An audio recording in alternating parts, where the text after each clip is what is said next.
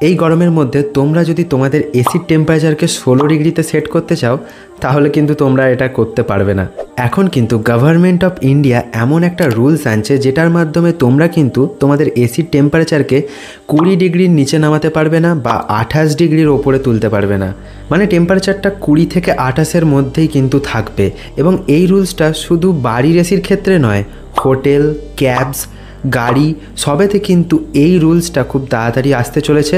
আর এটার পিছনে যে কারণ আছে সেটা খুবই সিম্পল, ইলেকট্রিসিটিকে বাঁচানো। কারণ আমরা জানি যে গ্রীষ্মকালে পাওয়ার হাউসগুলোতে কীরকম লোড পড়ে এবং তার ফলে কিন্তু ভোল্টেজের প্রচুর প্রবলেম হয় এবং ইলেকট্রিসিটিও অনেক খরচা হয়। তো এইগুলোর হাত থেকে বাঁচার জন্যই এই রুলসটা কিন্তু আসতে চলেছে। এবং 1 ডিগ্রি সেলসিয়াস যদি আমরা টেম্পারেচার কমাতে পারি তাহলে কিন্তু প্রায় 6% ইলেকট্রিসিটি খরচা কম হবে। তার ফলে কিন্তু অনেকটাই লোড কমে যাবে পাওয়ার হাউসগুলোর ওপর থেকে। এখন থেকে কিন্তু আর চিল্ড এসিতে শোয়া যাবে না, ঠিক আছে?